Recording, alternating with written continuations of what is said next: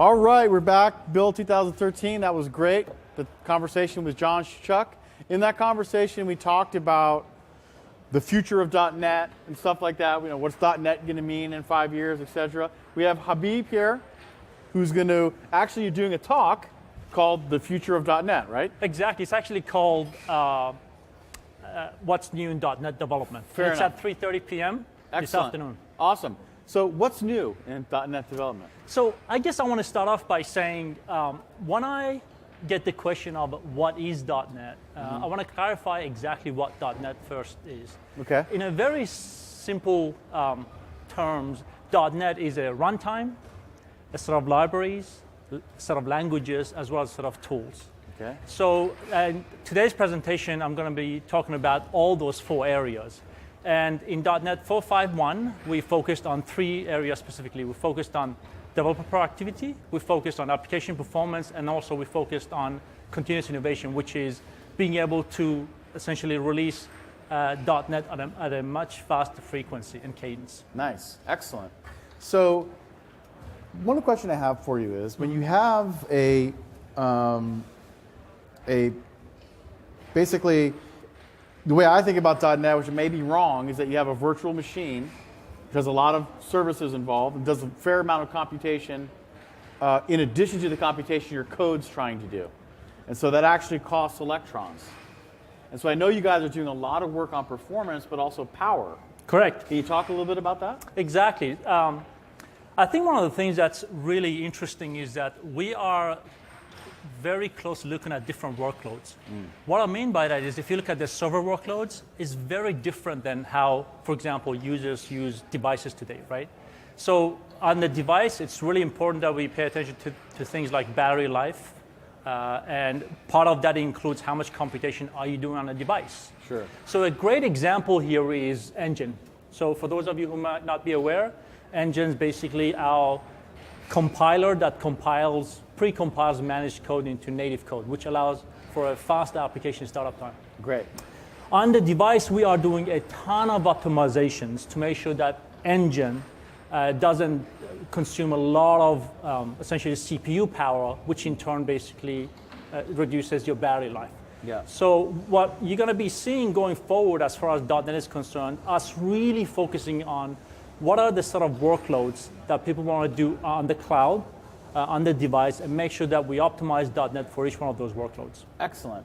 Now, on the phone, you have a cloud compiler service that generates MDIL, which is new in Windows Phone 8. Great, yes. And that's a great example of not jitting when you run your app. Exactly, exactly. And this is actually a really interesting point, and I'm glad you brought it up. When people ask me what's new in .NET, if you can imagine essentially an iceberg, you only see the tip of the iceberg, but underneath the covers, we do an incredible amount of optimizations that aren't visible to 99.9% of developers. That's true. And they don't need to know about it. But what they see is fast application startup time and much better servicing. And I'm okay with that it's not necessarily a brand new shiny feature, but it's an incredibly part of our fundamentals work that we do that essentially impacts the breadth of .NET across devices and services. Awesome. So there are people that are curious, and we actually Tim Hewer couldn't answer this question yesterday afternoon, but Andre wants to know, can you use .NET 4.5.1 on Windows XP? .NET 4.5.1 has exactly the same platform support as .NET 4.5, which is Vista. It is Windows 7 as well as Windows 8 and 8.1. So there's your answer, Andre.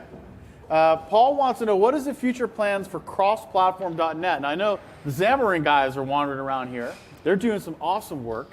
So, I mean, what do you make of that? I think that's a great question. If you look at .NET, which is a great platform to develop rich applications, we have great partners such as Xamarin with Mono and MonoTouch that help us to really reach non-Microsoft devices such as Android and iPhone. And I think that is a partnership that we're going to continue to look at and continue to develop going forward. Excellent, man. Phil wants to know, what about extensibility in modern apps? Talking about allowing plugins in a sandbox way. Reflection.emit, dynamic proxies, stuff that's currently not impossible in a Windows Store app. Right. So if you look at the .NET profile for Windows Store applications, Windows Store applications have a set of, I guess, restrictions or a sandbox that you cannot do certain things in. And that is part of the, being able to secure the user's privacy, being able to secure the user's data so that an application can't load some random DLL and suddenly be able to do bad things with your data and be able to perhaps reveal your privacy. And what we really care about is we want to make sure that we honor the user's privacy when it comes to data and so forth. So that sandbox is going to continue to exist, and we're going to look at ways to make it better going forward. So Nikhil wants to know about combining .NET and Java. Will combining .NET and Java become more efficient and stable? So as you know, that announcement was just made. Okay. Our team, the .NET team, is actually going through that process right now, really understanding the ins and outs. The honest answer is I don't know, but it's something that we can certainly look at going forward. So, but when he talks about combining .NET and Java, Yes. what is he, like, what was the announcement? I must have been sleeping. So There combining was- them and... No, I'm sorry. This is the announcement that I was referring to was essentially a better support for Oracle databases in the Azure understood. cloud. That was the only thing that I mentioned. Oh, But so this is there more are- of a... exactly strategic discussions as opposed to anything concrete. That's not a Yes. technical question, brother. Yes. Will Raspberry Pi ever run .NET software natively? This question is near and dear to my heart, and the reason is this. I am at heart a robotics geek, and Nice. I spend a tremendous amount of time thinking about robotics, thinking about devices, and the whole, essentially, connecting devices to the cloud. At this point, we don't have any concrete plans for supporting .NET on Raspberry Pi, but I mean, would I want to have .NET run on Raspberry Pi? I would love to have that happen one day, but there are no concrete plans right now. But I love your question, by the way. Excellent. Right on, Daniel. ZippyV's back. My website hosting provider isn't keeping up with updating to the latest versions of .NET. How can I convince them to update their servers? I have a great suggestion for you. My talk will be recorded this afternoon, and they will see all the great stuff that we're doing in .NET 4.5.1. So Okay. I would highly recommend you sending them a link of my talk, and if that doesn't convince them, I'll be more than happy to actually give them my email address, and so I can have a conversation with them. Awesome. So Ken wants to know, is there life for VB.NET in future versions? So I have to be honest with you. I'm not an expert on languages, Okay. but one thing I can definitely tell you is the languages team is evolving the languages all at the same time, adding the same sort of capabilities and so forth. Yep. And so I don't see why that would diverge, but I don't have any definite answers. Sure. concrete And I mean, answers. we just had Anders Halsberg on the set. And as you know, Anders owns C# on all of our .NET programming languages actually roll under him now. And they're spending a lot of time on VB.NET. So if it's not going to live, then I don't know why they're writing a Roslyn compiler for it. How do you see the future of F# and .NET infrastructure? So this is very much related to the previous question, where when it comes to languages, it's all, Anders and the managed languages team are a great candidate to answer the question. From what I know is we continue to evolve F#, and so I don't see why there would be a divergence going forward there. Excellent. We have John asking, will .NET Framework be obsolete with the WinRT and all the .NET-like APIs? My definite answer would be no. And here's the reason why. WinRT provides an incredible set of functionalities, and people are writing amazing applications on WinRT.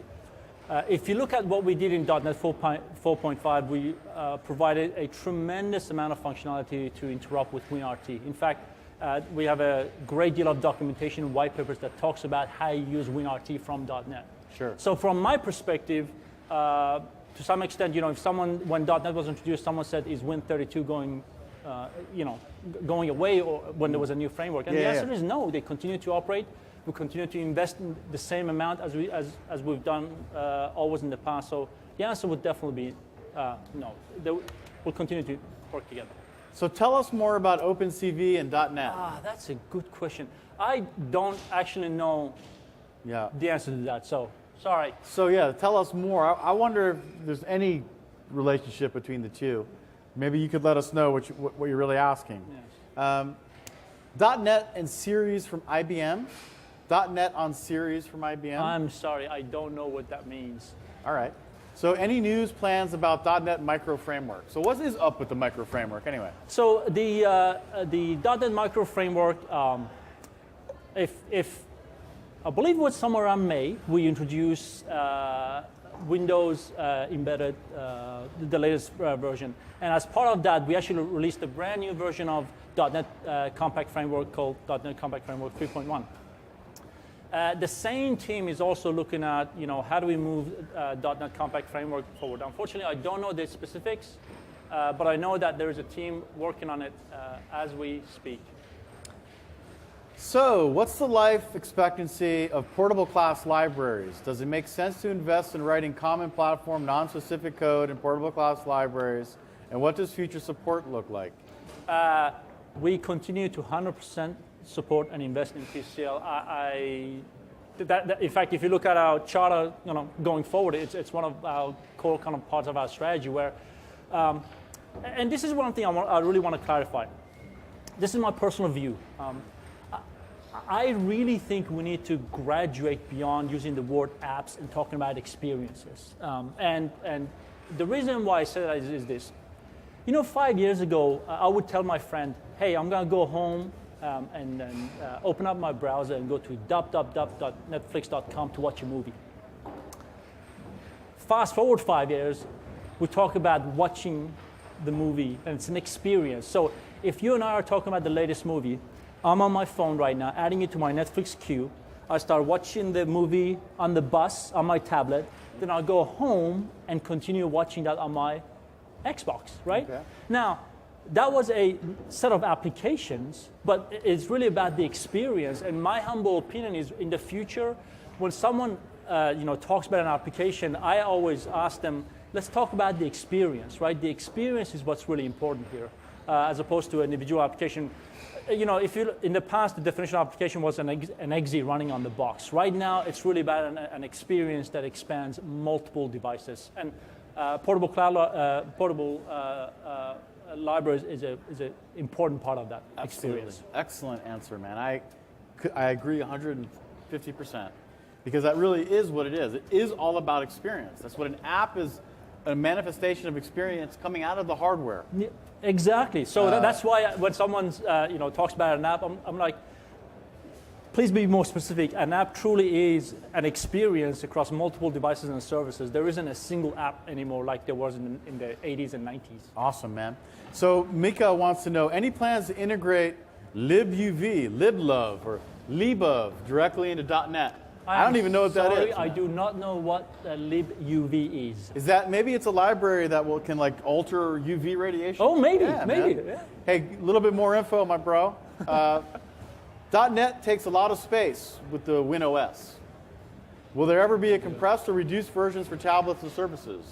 So let me now talk a little bit about our, I think you had a question for Chu about, where's the roadmap for .NET? Where is .NET going? Yes.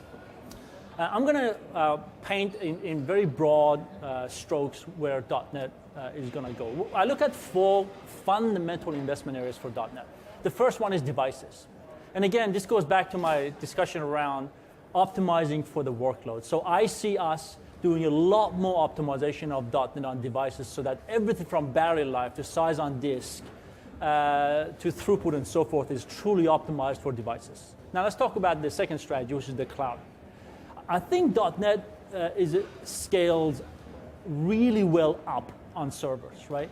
But I believe we have a bunch of work to do to scale .NET out, right? So if you have a workload that needs to scale out across hundreds, if not thousands of servers, I think we can do a tremendous amount of improvement there to scale .NET out across multiple server farms and so forth. Okay. The third part of the strategy is around enterprise. We know that our customers have a tremendous amount of investment in .NET. We speak to the Fortune 500, we speak to ISVs, we speak to folks on a daily basis about their investments.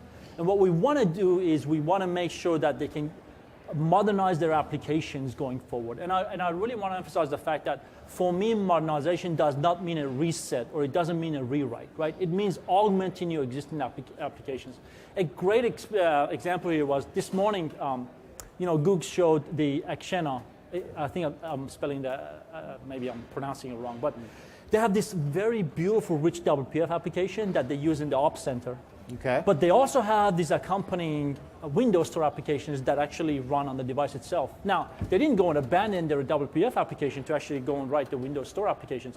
It is an augmentation, and for me, that's what I mean about you really, in my humble opinion, we need to focus much more on experiences than applications, because ultimately, there will be multiple devices with multiple services going forward.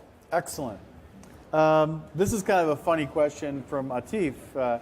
Any plan to embed Objective-C in .NET in the near future? Definite answer is no. Yes. I would recommend, Atif, that you use Xamarin, Right.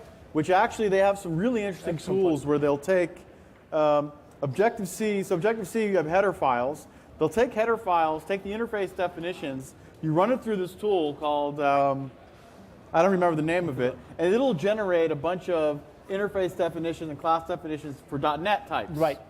And then, of course, you're going to have to do some work. But it doesn't make sense to have Objective-C.NET.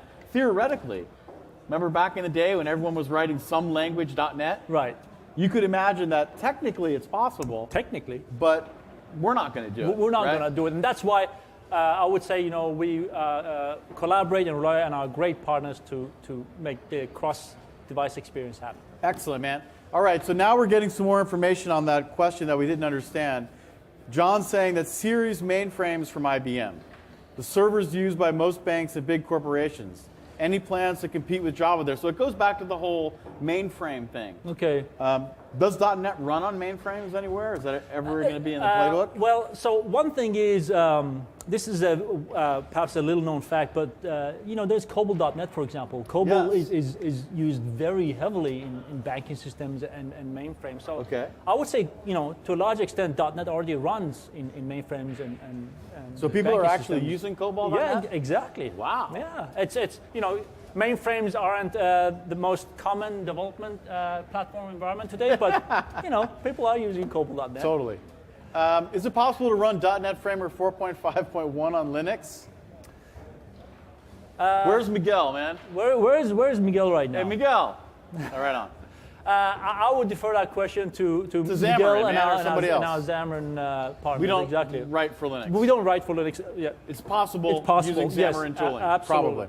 All right, so enough labs using native libraries like OpenCV requires doing a lot of work to get them compiling in C++ for WinRT. Since they demoed OpenCV today, I was hoping there would be a new wrapper for it. So basically, he's extending why he asked that question. But as you noticed enough, it was demoed in C++, right? Not C#. So OpenCV is a native library. It's a C++ library. But somebody theoretically could write a wrapper. They did it for DirectX. Mm-hmm. It's possible. In fact, I've seen a couple of wrappers out there, not by Microsoft, but other third-party folks that already have it in there. So You got it, man.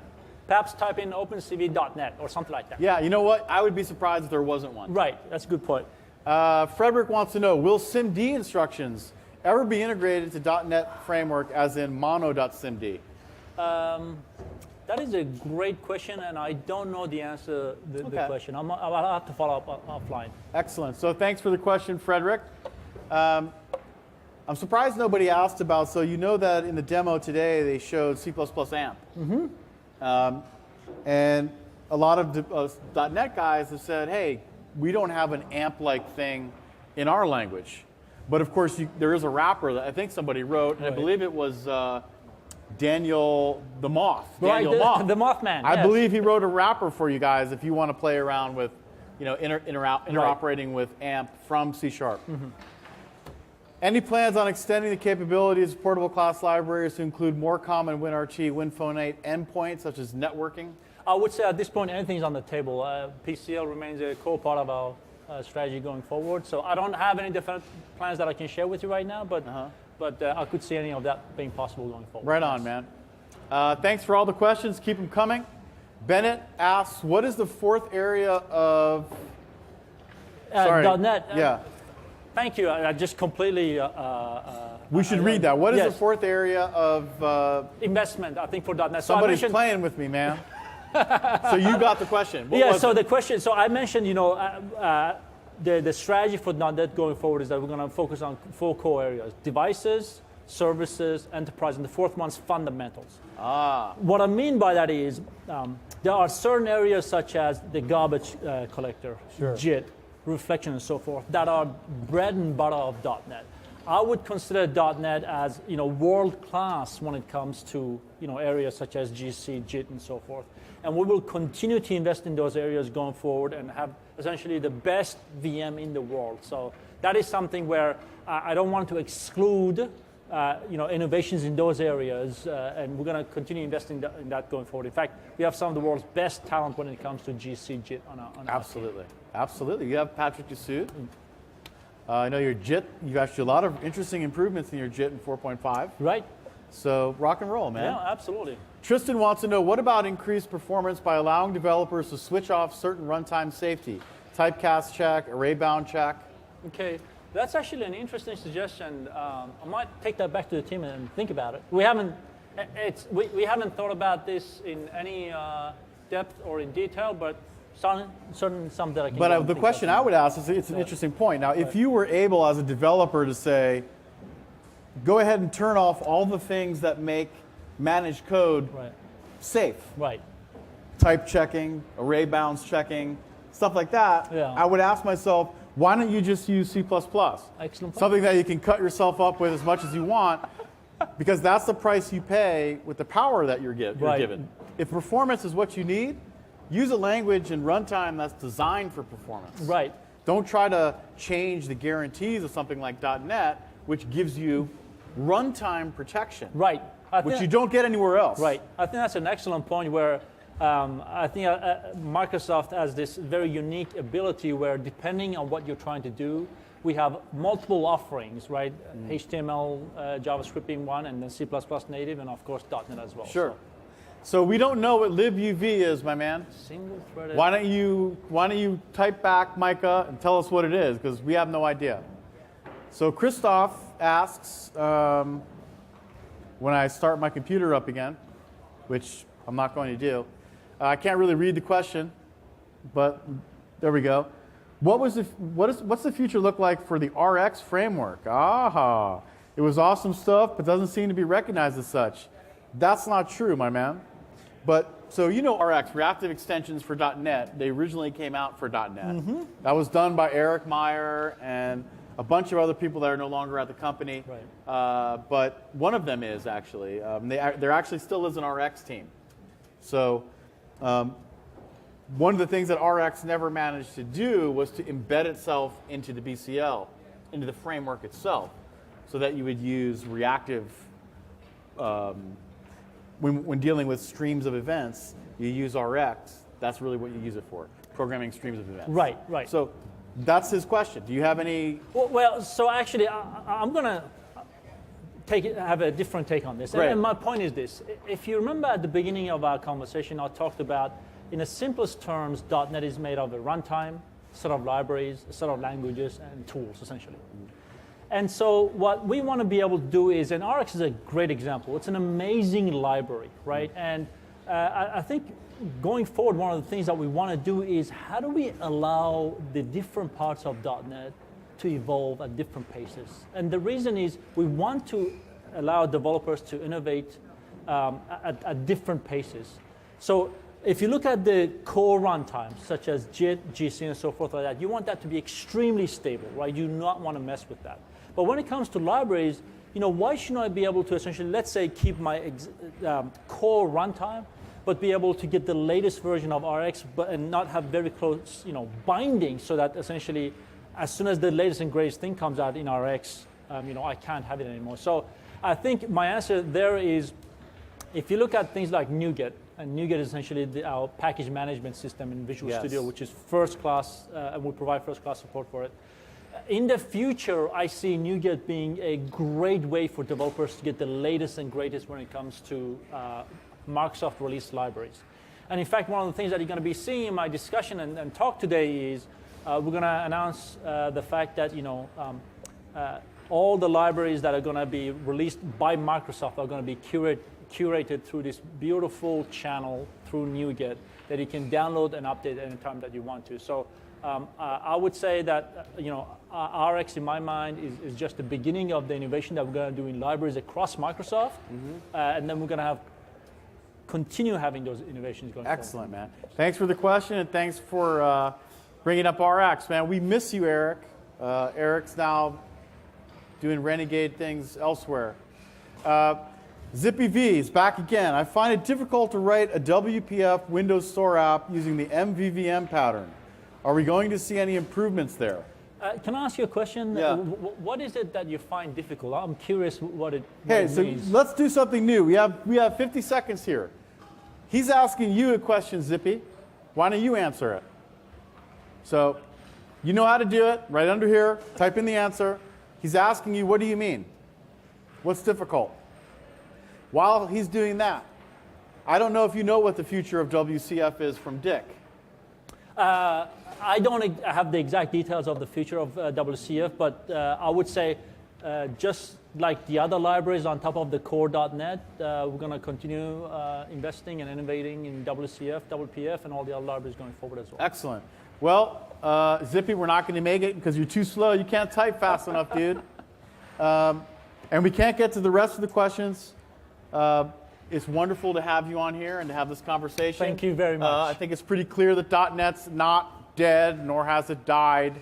It's evolving nicely. Go see his talk. 3:30 p.m. Rock and roll, man. Thank you. Thank you for coming Okay. on.